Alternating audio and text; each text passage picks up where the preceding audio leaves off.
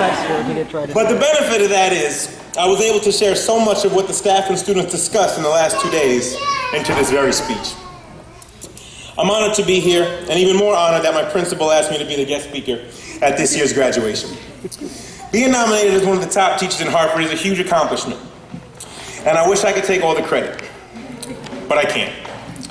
Which brings me to this. The meat of this speech, the main focus, the main idea, the whole shebang, is that I am nothing without you.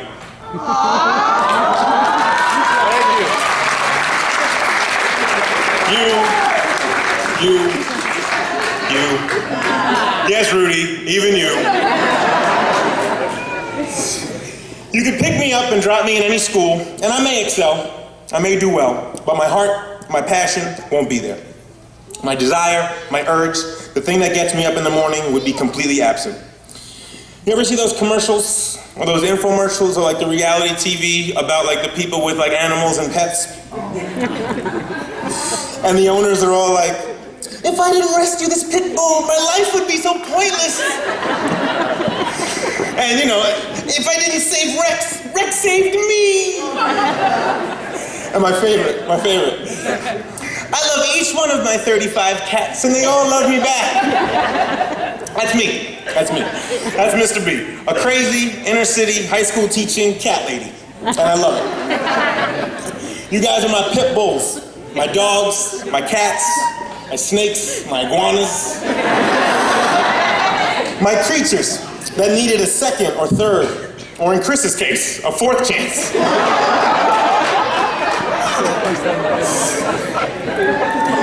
I mean it, y'all. And I can't speak for everybody here. I can't even speak for my colleagues. But I needed every second that you guys gave me, every minute you shared space in our makeshift, ramshackle new building. This is my message to you, all of you. This city beats us down. These streets stop our growth, and we don't have much to look up to.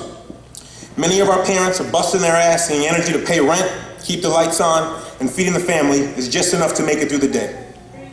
Day by day. Day by day. But no, we can't have that, and that's what we can't have. And that is where we get stuck. And I want to make sure that you don't get stuck there. That is where we lose. That is where we lose ourselves. And that's where we lose our way. We must strive to be better than that. We must remain focused and true to ourselves and take chances and leave our comfort zone once in a while. And that is when greatness happens. Now to lighten the mood a bit, because this has been an OHS tradition, and this is the third rendition of this poem. You may leave these halls, but you won't leave our hearts. You may leave this school, but you won't leave our lives.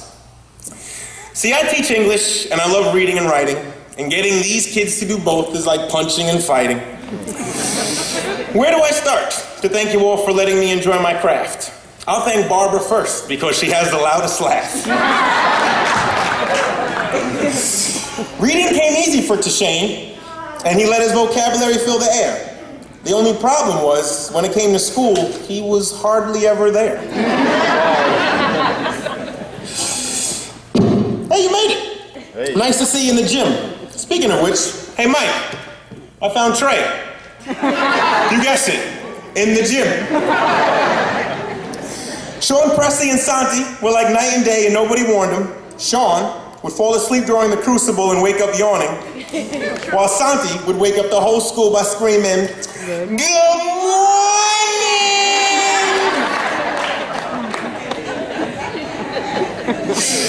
Genesis, Miss Perez and I would fight over who was your favorite, but it was pretty damn clear when I never got my friendship bracelet. What's up? Still waiting on that, Genesis. Annette and Romaldo were two of the quietest individuals. Only difference was, I'm not scared of Annette's private rituals. Just saying, Romaldo. Just saying. Kim Torres, I think you like me the most, right? Right? Okay, good. So I'll leave you alone in this roast. Hey. Blanca, how'd you graduate when you didn't take my class? Better yet. Matthew, how'd you graduate when you did take my class? I was fortunate to have the twins, Juan and Josh, in my poetry class as they read their flows. Who was a better writer? Nobody knows.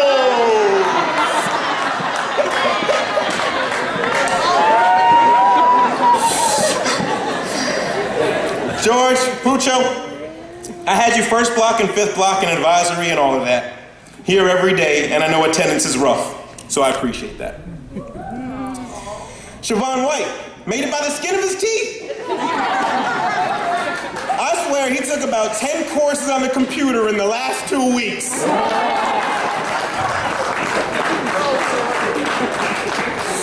Peyton, every day I yelled at you to get off your phone and to stop being lazy. And if it wasn't for Miss Guzman, you would have drove me crazy. Jada, my, how you've grown. I remember when you first got pregnant. And now every time you visit, your daughter's trying to run home. Chris Torres. Mrs. Ariel, we finally made it. The only student in our school that's been here as long as you and me. Hey, Marcos. It was a pleasure watching you write poems and having you read them. But you wasn't with me shooting in the gym. Alfred, where you at? PT. My boy, calm, cool, and collected. 18, 19, going on 40. The way you remain calm and get respected. Kina, my superstar. My poetic angel, baby girl, don't ever settle. But the truth is, her sense of humor is closer to the devil. You know, and she can't talk, she can't defend herself. Mean, mean, mean. Just like Christina. Two of the meanest, coolest girls on stage that you've ever seen them. I kid, a joke. Of course I'm joking, and the jokes don't even listen to. Your greatness and beauty is clear, ladies, and we've all been witness to. How do I follow that? Oh, hey, Robert's here too. ¿Cómo está? ¿Cómo que te crece? I'm relaxed there, dude. Father Balvin! With that sly, cheesy grin. Miss Blake and I love you, but I'm pretty sure Gibney still hates him. Miss Gibney hates me. Josh Washington. Wolverine is your nickname now. Well, ain't that slick? But you and everyone in that class last year knows your nickname is Taylor Swift. Don't front. Rudy. A student I will always remember. And honestly, the only kid that everybody hated in September. Lindy Beth. Walking around here like one of the main bosses. I swear I only saw you in Miss Gibney's room in the main office. John, where you at, John? You taught me the difference between G's, kick, and great when we were talking. But let's be honest, I still won't go anywhere near the North End. And Snooky. My dearest Cariana, who made every class even more funny. Do you remember that one time I called you an oversized bunny? I do. And I know your friends do too. And even if Ramel doesn't admit it, he was laughing at you. Daquan and Kiana, I watched you both sweat through the cat. And aren't we all really friggin' happy we're all done with that? Okay. Anthony and Kevin, my dope graffiti bomber brethren, their art is dope and it's really worth it to see. But if you get arrested for graffiti and vandalism, you didn't learn it from me.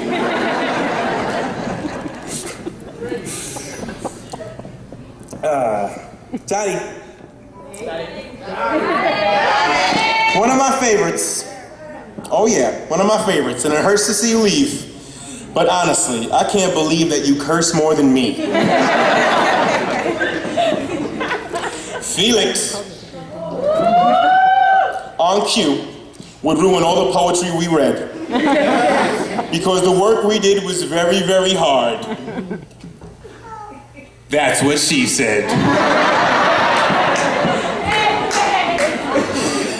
Christian!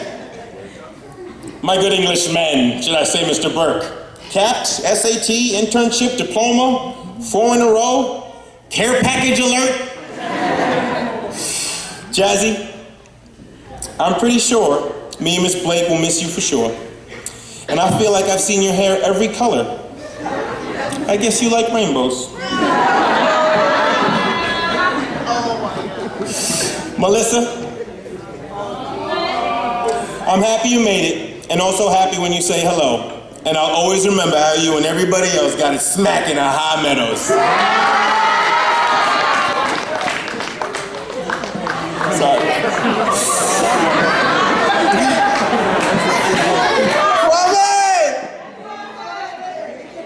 Miss Gibbon, he called you the blind side, and I don't understand why. Is it the movie? Because if nobody notices you, then they must be blind. Look at that afro, man. Nice.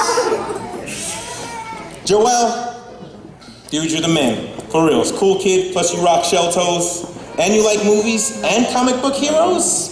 Awesome. Cool kid. Did I leave anyone out? I think Cassandra got lucky. I saved her for last because I'm still afraid that she'll cut me.